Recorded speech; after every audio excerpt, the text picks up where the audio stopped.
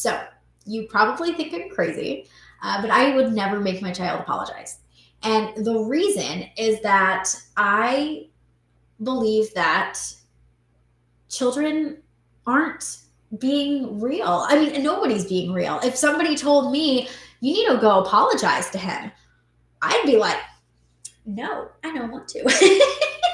My toddler side would come out because I don't want to be told what to do, and it's not authentic and it's not genuine. And so my hope is to help my child to want to apologize, to give them the guide and the resources to know how to apologize when they're ready and when they want to, so it's real and authentic and they feel it. And there's actually true change that happens because of this apology. So I don't want anybody to apologize to me out of obligation. I don't want somebody to just say, I'm sorry, and not mean it. I mean, we can tell when an apology is inauthentic.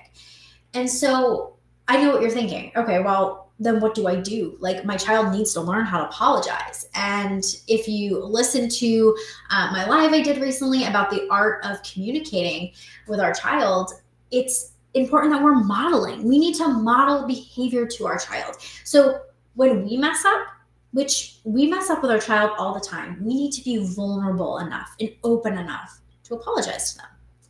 Go up to them and say, hey, I'm really sorry for the way I yelled. I don't want to yell. I shouldn't have yelled. You didn't deserve to be treated that way. I do love you. I love you no matter what you do, even if it really frustrates me. And in that, we are able to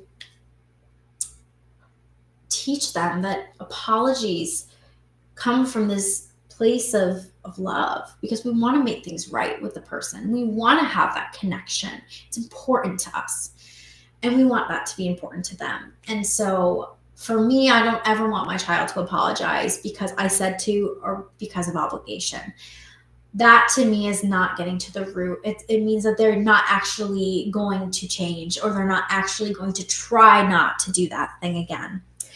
And so if you have, all right, so let's go, if you have a toddler, right? Like, a toddler is more likely to struggle with knowing when to apologize. And so I encourage you to say something along the lines of, is there something that you could do to make this better between, you and your sister?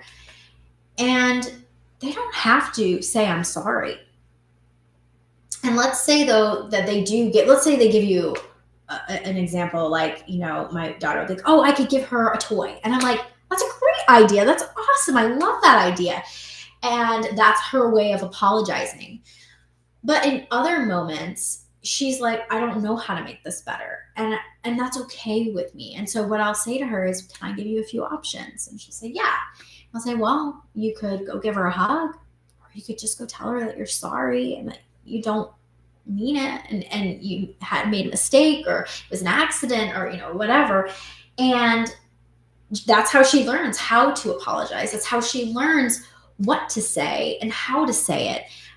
And so at those very young years, it is important to teach our child how to apologize, not only through modeling, but also giving them that example in a certain situation, but not telling them, like, you need to apologize. It's very demanding, and it's very judgmental, right?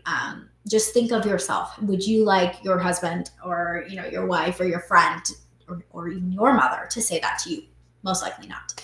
Most likely you would really like somebody to come down to your level and to really understand what's going on for you, help you to figure out all of the inner things that are going on for you, why this thing made you frustrated, and then you are more willing to just apologize from there.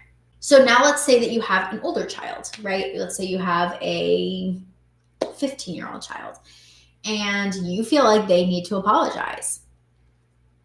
Instead of telling them, I need you to apologize, I encourage you to tell them how that is making you feel.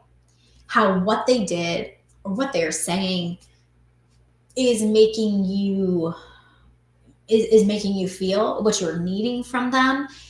And it's going to come naturally. They are going to want to make things right with you, especially when we have this parenting with rather than parenting against. When we are parenting with our children, they want to make things right. They want to be in connection. We were made for connection. That's what we were made for. And I truly believe that. And so when we, again, are in this parenting with, or we're learning how to be parenting with our child, we can, expect that they want to make this right. And so a 13, 14, 15-year-old, I mean, I would even argue younger than that, right? They want to make this connection right. So out of the goodness of their heart, they are going to make this right with you. It may not come out in an "I'm sorry," but it may come out with, "Can I give you a hug?"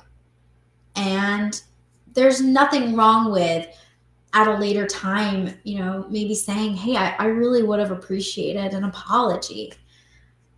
And, what you did made me feel sad or made me feel frustrated."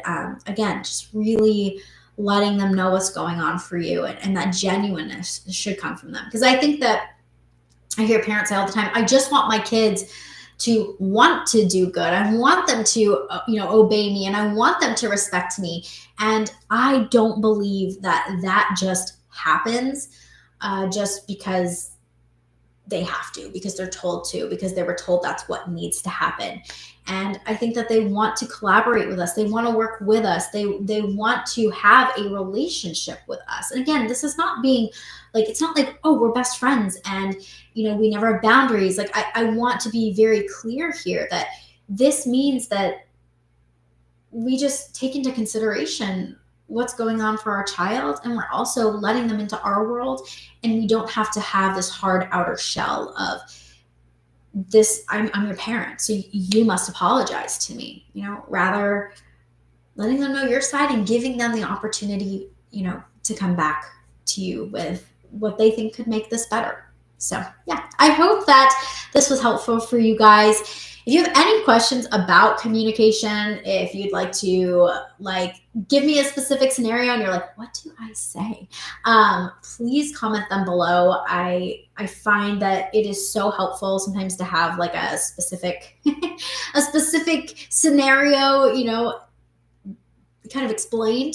So I hope that this live gave you guys the tools and the resources and a better understanding of how to communicate with your child. And like I said, if you have any questions, make sure you comment them below, because I love them. They really do help me, and they encourage me, and they encourage other parents as well. So alrighty guys, I hope that you have a good rest of your week, and I will see you next week.